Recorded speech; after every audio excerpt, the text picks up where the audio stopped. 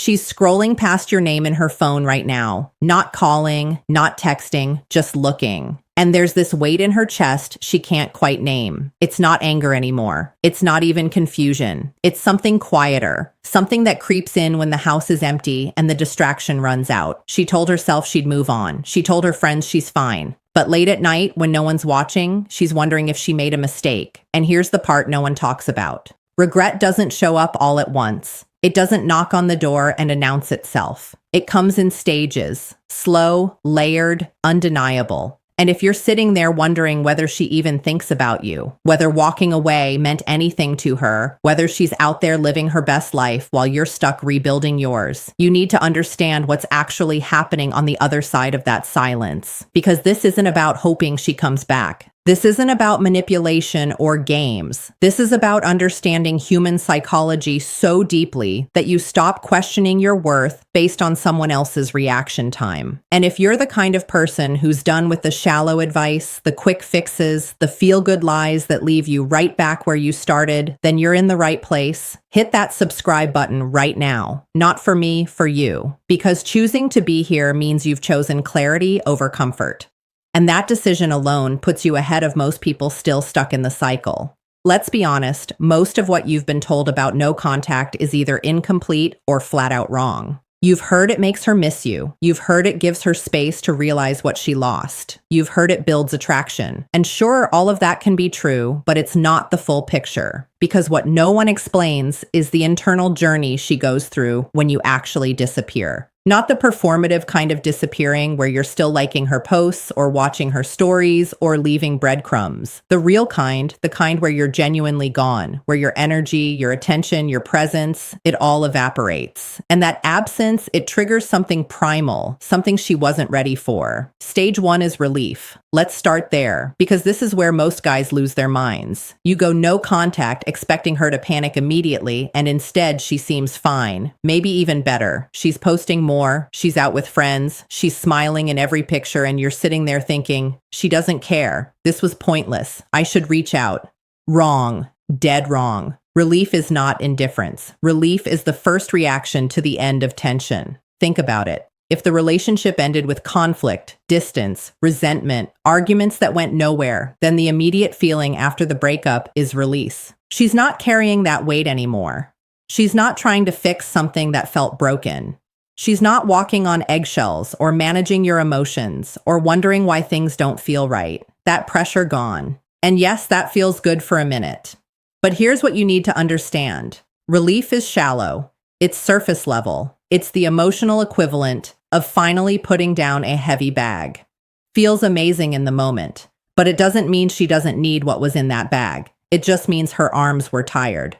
So when you see her living her life, posting, laughing, moving, don't interpret that as her being over you. Interpret it as her not yet realizing what she's actually lost, because she won't. Not yet. Not in stage 1. She's still riding the wave of freedom. She's still convinced she made the right call, and your job is to let her. Don't interrupt this stage. Don't text her. Don't try to remind her of the good times. Don't fish for validation. Let her have her relief, because what comes next, she's not ready for. Stage 2 is distraction. Now she's filling the space aggressively. She's saying yes to everything. Girls' nights, new hobbies, gym sessions. Maybe she's talking to someone new. Maybe she's buried in work or school or travel plans. The calendar is full. The phone is busy. And from the outside, it looks like she's thriving. But here's the truth. Distraction isn't healing. Distraction is delay. It's the mind's way of avoiding the actual emotional work. Because if she stops, if she sits still, if she lets herself feel the weight of the choice she made, it's going to hurt. And she's not ready for that yet. So she runs, not physically, emotionally. She keeps herself so occupied that there's no room to think about you, no room to miss you, no room to question anything. And this is where a lot of guys break, because they see her moving on and they panic.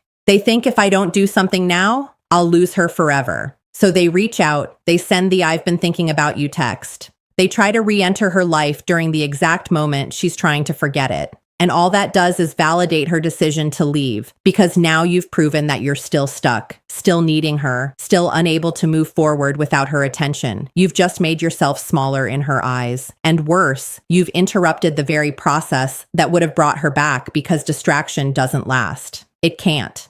Humans aren't built to run forever. Eventually, the noise dies down.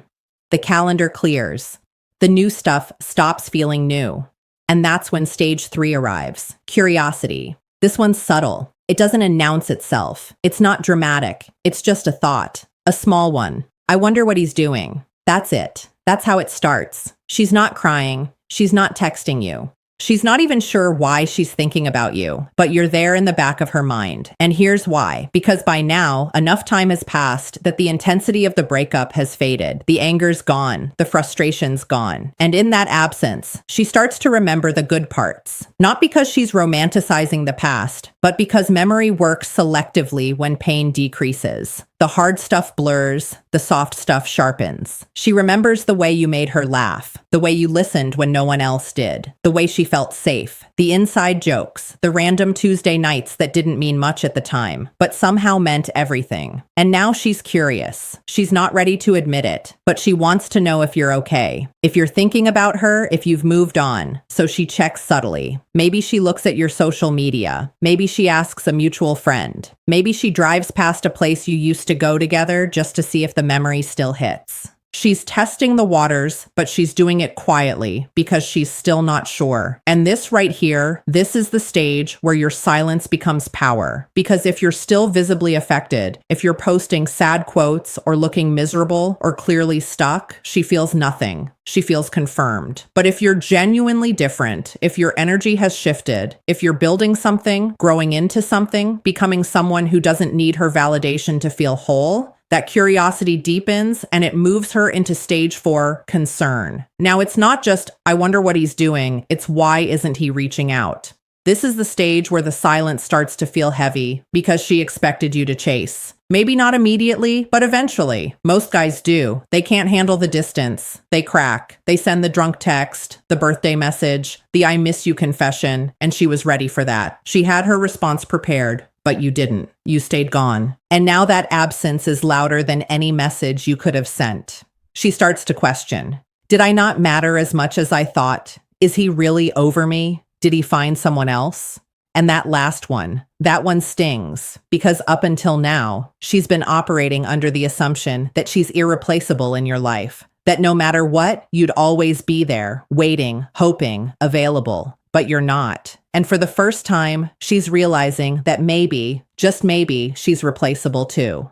That thought is uncomfortable. It challenges the narrative she's been telling herself that she was the prize, that you were the one who needed her more, that leaving was the power move. But power moves only work when the other person stays in the game. You left the board, and now she doesn't know what that means. She's concerned, not because she wants you back yet, but because your absence has shifted the balance. And she didn't expect that. She didn't expect you to be fine or worse, better. And that realization pushes her towards stage 5, nostalgia. This is where it gets emotional, really emotional, because now she's not just thinking about the memories, she's feeling them. She hears a song you used to listen to and it wrecks her. She sees a couple doing something you used to do and it pulls her under. She's scrolling through old photos, old texts, old everything, and she's drowning in what used to be. And it's not logical anymore. It's visceral.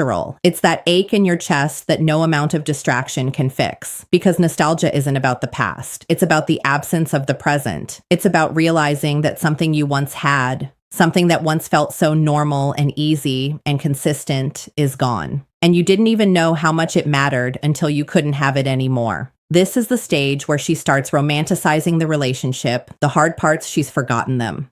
The reasons she left, they don't seem as big anymore. All she remembers is the feeling, the warmth, the safety, the version of herself she was when she was with you. And she misses that, not because you were perfect, but because that version of her life felt whole.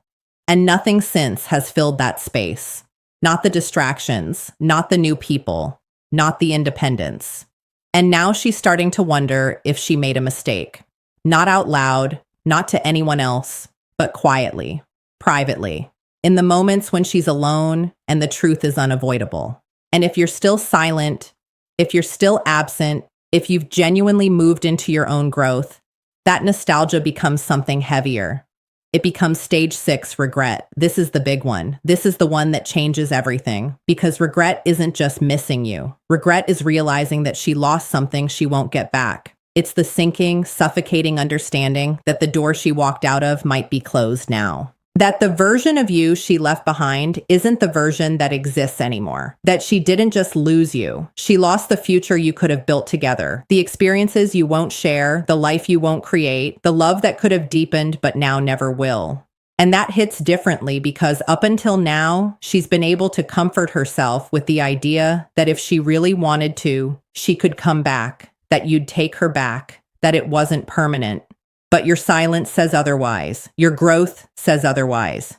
Your absence says otherwise. And now she's sitting with the possibility that she fumbled, that she let go of something real because she was confused, scared, or convinced the grass was greener. And maybe it was for a minute, but now that minute's over and the grass looks pretty dead. She's regretting the timing, the way it ended, the things she didn't say, the effort she didn't give, the version of the relationship she could have fought for but didn't. And this regret, it's not loud. It's not dramatic. It's quiet and constant and painful. It shows up at 2 a.m. when she can't sleep. It shows up when she's with someone new and realizes they'll never know her the way you did. It shows up when she's happy and wishes you were there to share it. It shows up everywhere. And the only reason it exists is because you're not there anymore. But here's where most guys mess it up. They think regret equals reconciliation. They think if she's feeling this, she'll come back. And maybe she will, but that's not the point. The point is that her regret doesn't owe you anything. It doesn't erase what happened. It doesn't guarantee change. It's just a feeling, a painful human feeling that she has to sit with.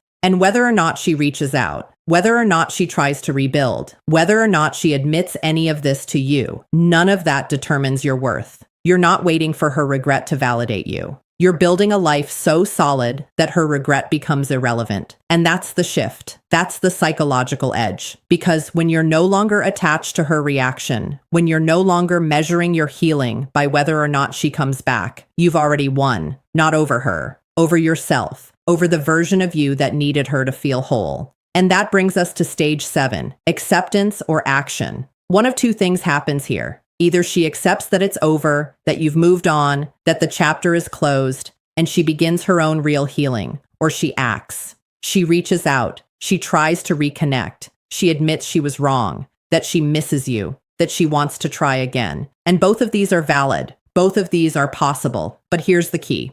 You don't get to control which one happens. You don't get to force her into action. You don't get to manipulate her into regret. All you get to control is you, your energy, your growth, your boundaries, your direction. And if she comes back, you get to decide if that's even what you still want. Because here's the uncomfortable truth no one talks about. Sometimes by the time she's ready, you're not anymore. Sometimes the growth you experience during no contact changes you so fundamentally that the relationship you once wanted doesn't fit the person you've become. And that's not sad. That's not a loss. That's evolution. That's you becoming someone who doesn't need a specific person to feel valuable, who doesn't need external validation to know they're worth staying for, who doesn't need regret from someone else to feel confident in their own decisions. You become the kind of person who walks into a room and doesn't scan it for approval, who builds a life so compelling that people are drawn to it without you chasing, who loves themselves so completely that being chosen or not chosen by someone else doesn't shake their foundation. That's the goal. That's the real work. That's what no contact is actually for. Not to get her back, but to get yourself back. Let me paint you a picture. There's a version of you that exists 6 months from now, maybe a year. This version of you wakes up with purpose, not because someone's waiting for you, but because you've built something worth waking up for. You've got a routine that serves you. You're in shape, not for validation, but because discipline feels better than regret. You're reading, learning, investing in skills that make you sharper, more capable, more confident.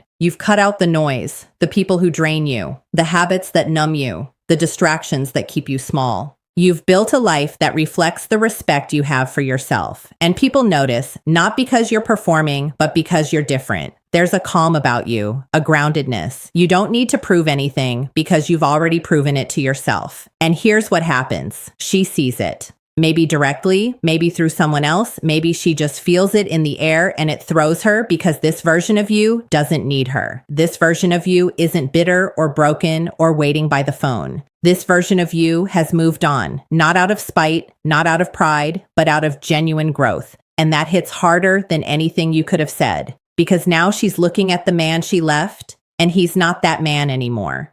He's better, stronger, more whole. And she realizes maybe too late that she wasn't the one who made him that way. He did. And that regret, that nostalgia, that concern, it all comes rushing back. But this time, it's laced with respect because you're not the guy who chased. You're the guy who chose himself. And that choice, that's the most attractive thing you could have ever done. But let's be clear, this isn't about revenge. This isn't about making her feel bad so you can feel good. This is about you becoming the kind of person you're proud to be, regardless of who's watching. Because if she never feels regret, if she never looks back, if she moves on and never thinks about you again, you still win because you're not building this life for her reaction. You're building it for your future, for the relationships you'll have that are healthier, for the respect you'll command because you've earned it, for the peace you'll feel because you stopped outsourcing your worth to people who couldn't see it. That's the real transformation. That's what no contact teaches you when you do it right. It's not a strategy. It's a reclamation of your time, your energy, your identity, your future. So if you're sitting there wondering what stage she's in, wondering if she's thinking about you, wondering if the silence is working, stop. Stop giving her that power. Stop waiting for her regret to make you feel whole because your healing isn't tied to her timeline. Your growth isn't dependent on her realization. Your value isn't determined by whether or not she comes back. You are enough right now, as you are. And the work you're doing, the silence you're holding, the discipline you're building, that's not for her. That's for you. And when you truly understand that, when that truth sinks into your bones and changes the way you move through the world, everything shifts. She might come back, she might not, but by then it won't matter the way it used to because you'll be too busy becoming the man you were always capable of being. And if you're ready to fully commit to that version of yourself, if you're done with the half measures and the distractions and the endless loops of doubt, then subscribe. Join a community of people who've chosen growth over comfort, clarity over chaos, discipline over distraction. This isn't about quick fixes. This isn't about tricks or games. This is about doing the real work, the uncomfortable, unglamorous, deeply transformative work that most people avoid their entire lives. And if you're here, if you've made it this far, if you're still listening, then you're already different. You've already chosen the harder path. And that choice, that single decision to invest in yourself when it would be easier to just stay stuck, that's the beginning of everything. Don't waste it. Don't shrink back. Don't second guess us. Keep going. You're closer than you.